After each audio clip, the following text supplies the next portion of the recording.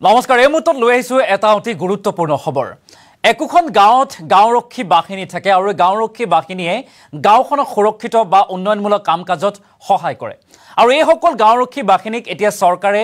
মাননি দিব আৰু মাননি দিয়াৰ লগতে চৰকাৰৰ বিভিন্ন কাম-কাজত এতিয়া এই সকল ভিডিপি লোকক লগতে গাঁওৰক্ষী বাহিনী লোকসকলক সহায় লব তেখেতসকলৰ সহায় লব বুলি জনাইছে ৰাজ্যৰ মুখ্যমন্ত্ৰী ডক্টৰ হিমন্ত বিশ্ব শৰ্মাই অৰ্থাৎ গাঁওৰক্ষী বাহিনীৰ বাবে ভাল খবৰ এতিয়াৰ পৰা গাঁওৰক্ষী বাহিনীয়ে লাভ কৰিব মাননি আমি সবিস্তাৰে খবৰটো লৈ অহাৰ চেষ্টা কৰিম গাঁওৰক্ষী বাহিনীলৈ মুখ্যমন্ত্ৰীয়ে আনিলে ভাল খবৰ এটা ডাঙৰ খবৰ চৰকাৰী কামত ব্যৱহাৰ হ'ব গাঁওৰক্ষী বাহিনী বানপানী দুৰ্যোগ আদিত চৰকাৰে সহায় লব গাঁওৰক্ষী বাহিনীৰ আৰু উক্ত সহায়ৰ বাবদ গাঁওৰক্ষী বাহিনীক চৰকাৰে প্ৰদান কৰিব মাননি কিন্তু নিজৰ গাঁওখন ৰক্ষাৰ বাবে গাঁওৰক্ষী বাহিনীয়ে মাননি লব নালাগে এই কথা উল্লেখ কৰিছে গাঁওৰক্ষী বাহিনীৰ বাবে এতিয়া সদনত উত্থাপন হৈছে বিশেষ বিধেয়ক পুনৰবাৰলৈ কৰিছে চৰকাৰী কামত ব্যৱহাৰ হ'ব এতিয়া গাঁওৰক্ষী বাহিনী সকল বানপানী দুৰ্যোগ আদিত চৰকাৰে সহায় লব গাঁওৰক্ষী বাহিনীৰ উক্ত সহায়ৰ বাবদ গাঁওৰক্ষী বাহিনীক চৰকাৰে প্ৰদান কৰিব মাননি কিন্তু নিজৰ গাঁওখন ৰক্ষাৰ বাবে গাঁওৰক্ষী বাহিনীয়ে মাননি লোৱাটো উচিত নহব বুলি উল্লেখ কৰিছে মুখ্যমন্ত্ৰীগৰাকীয়ে আৰু গাঁওৰক্ষীৰ বাহিনীৰ বাবে এনেদৰে এতিয়া সদনত যেহেতু এখন বিশেষ বিধেয়ক উত্থাপন হ'ল আৰু চৰকাৰী কামত এতিয়াৰ পৰা ব্যৱহাৰ কৰা হ'ব এই সকল গাঁওৰক্ষী বাহিনীক চৰকাৰৰ বিভিন্ন কাম-কাজক যেহেতু এই সকল গাঁওৰক্ষী বাহিনীয়ে সহায় কৰি আহিছে ভিডিপি লোকে সহায় কৰি আহিছে আৰু তাৰ পিছতো এতিয়াৰ পৰা চৰকাৰে দুৰ্যোগ হওক বানপানী হওক ইত্যাদি বিভিন্ন সমস্যাৰ সময়ত এই সকল গাঁওৰক্ষী বাহিনীৰ পৰা চৰকাৰ বা প্ৰশাসনে সহায় ল'ব এই কথা জানিবলৈ দিছে আৰু এই সকল গাঁওৰক্ষী বাহিনীৰ মাননি এতিয়াৰ পৰা মাননি দিয়া হ'ব বুলি উল্লেখ কৰিছে মুখ্যমন্ত্ৰী ডক্টৰ হিমন্ত বিশ্ব শৰ্মাই ভিডিপিক লৈ অৰ্থাৎ গাঁওৰক্ষী বাহিনীক লৈ মুখ্যমন্ত্ৰীগৰাকীয়ে কি কৈছিল মন্তব্য আছে আমি সদনত মুখ্যমন্ত্ৰীগৰাকীয়ে এই সন্দৰ্ভত কোৱা মন্তব্য এই মুহূৰ্তত শুনোৱাৰ চেষ্টা কৰিম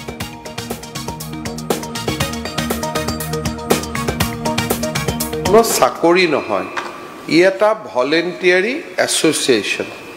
আৰু নিজৰ গাঁওখনকে নিজে সুৰক্ষা দিয়ে গতিকে ইয়াততো টকা পইচাৰ কথা আহিবই নালাগে গাঁৱৰ ডেকা চামে যেনেকৈ যুৱক সংঘ এটা প্ৰত্যেক বছৰে নতুন নতুন কমিটিহে গাঁওখনৰ দেখভাল কৰে অসমত যেতিয়া গাঁওৰক্ষী বাহিনী বনোৱা হৈছিল তাৰ উদ্দেশ্য এইটো আছিল যে গাঁওখনক চুৰি ডকাইতিৰ পৰা গাঁৱৰ ল'ৰা ছোৱালীখিনিয়ে বচাব এইটো চাকৰি বুলি ভাবি ল'লে দিগদাৰী হ'ব গতিকে এইটোতো মোৰ মতেতো 100 টকাও মাননি ল'ব নালাগে তেওঁলোকে নিজৰ গাঁওখনকে নিজে প্ৰটেকশ্যন কৰে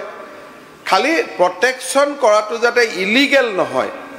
সেইটো কাৰণে গাঁওৰক্ষী বাহিনীক এটা সাংবিধানিক দায়িত্ব দিয়া হয় এইবাৰ আমি আইনত আনিছোঁ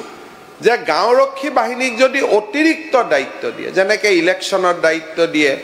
চৰকাৰী কামত যদি লগায় তেতিয়াহ'লে আমি তেওঁলোকক সেই কামৰ বিপৰীতে মাননি এটা দিয়াৰ ব্যৱস্থা কৰিম ইলেকশ্যনত লগালে কোনোবা ফ্লাড অপাৰেশ্যনত লগালে কোনোবা যিখিনি তেওঁলোকৰ ডিউটি নহয় কিন্তু গাঁওখন ৰক্ষা কৰাটো তেওঁলোকৰ এটা ভলেণ্টিয়াৰী কাম আৰু সেই কামটোৰ বিপৰীতে তেওঁলোকে টকা নাপাব বা লোৱাটো উচিত নহয় কাৰণ সম্পত্তি চুৰি হ'লে কাৰ হ'ব নিজৰে সম্পত্তি চুৰি হ'ব কিন্তু এইবাৰৰ বিলখনত আমি আনিছোঁ যে আজি হাউছে এমেণ্ডমেণ্ট হ'লে যে তেওঁলোকক যদি চৰকাৰী কামত লগায় তেওঁলোকক আমি এটা মাননি দিয়াৰ ব্যৱস্থা কৰিম কিন্তু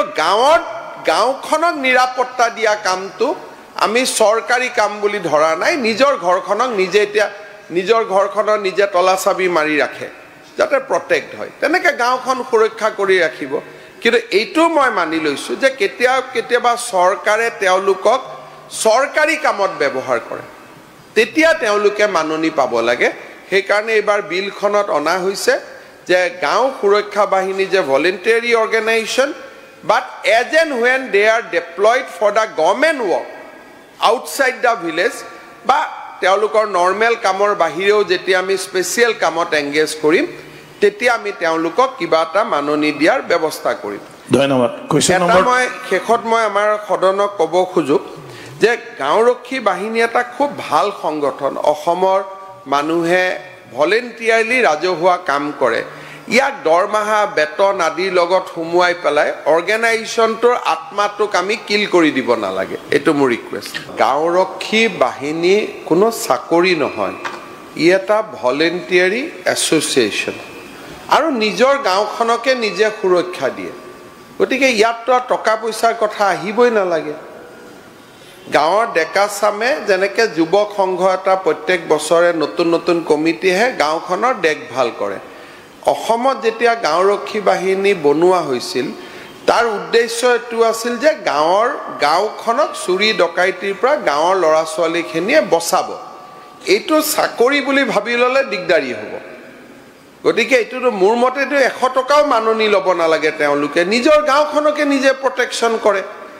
খালি প্ৰটেকশ্যন কৰাটো যাতে ইলিগেল নহয় সেইটো কাৰণে গাঁওৰক্ষী বাহিনীক এটা সাংবিধানিক দায়িত্ব দিয়া হয়। এইবাৰ আমি আইনত আনিছোঁ যে গাঁওৰক্ষী বাহিনীক যদি অতিৰিক্ত দায়িত্ব দিয়ে, যেনেকৈ ইলেকশ্যনৰ দায়িত্ব দিয়ে, চৰকাৰী কামত যদি লগায়, তেতিয়াহ'লে আমি তেওঁলোকক সেই কামৰ বিপৰীতে মাননি এটা দিয়াৰ ব্যৱস্থা কৰিম। ইলেকশ্যনত লগালে, কোনোবা ফ্লাড অপাৰেশ্যনত লগালে, কোনোবা যিখিনি তেওঁলোকৰ ডিউটি নহয়, কিন্তু গাঁওখন ৰক্ষা কৰাটো তেওঁলোকৰ এটা ভলেণ্টিয়াৰী কাম আৰু সেই কামটোৰ বিপৰীতে তেওঁলোকে টকা নাপাব বা লোৱাটো উচিত নহয়। কাৰণ সম্পত্তি চুৰি হ'লে কাৰ হ'ব? নিজৰে সম্পত্তি চুৰি হ'ব। কিন্তু এইবাৰৰ বিলখনত আমি আনিছোঁ যে আজি হাউচে এমেণ্ডমেণ্ট হ'লে যে তেওঁলোকক যদি চৰকাৰী কামত লগায় তেওঁলোকক আমি এটা মাননি দিয়াৰ ব্যৱস্থা কৰিম। কিন্তু গাঁওখনক নিৰাপত্তা দিয়া কামটো আমি চৰকাৰী কাম বুলি ধৰা নাই। নিজৰ ঘৰখনক নিজে এতিয়া নিজৰ ঘৰখনৰ নিজে তলা চাবি মাৰি ৰাখে যাতে প্ৰটেক্ট হয়, তেনেকৈ গাঁওখন সুৰক্ষা কৰি ৰাখিব। কিন্তু এইটো মই মানি লৈছোঁ যে কেতিয়াবা চৰকাৰে তেওঁলোকক চৰকাৰী কামত ব্যৱহাৰ কৰে, তেতিয়া তেওঁলোকে মাননি পাব লাগে। সেইকাৰণে এইবাৰ বিলখনত অনা হৈছে যে গাঁও সুৰক্ষা বাহিনী যে ভলেণ্টিয়াৰী organisation, but as and when they are deployed for the government work outside the village বা তেওঁলোকৰ নৰ্মেল কামৰ বাহিৰেও যেতিয়া আমি স্পেচিয়েল কামত এংগেজ কৰিম তেতিয়া আমি তেওঁলোকক কিবা এটা মাননি দিয়াৰ ব্যৱস্থা কৰিম। ধন্যবাদ। মই শেষত মই আমাৰ সদনক ক'ব খোজোঁ যে গাঁওৰক্ষী বাহিনী এটা খুব ভাল সংগঠন। অসমৰ মানুহে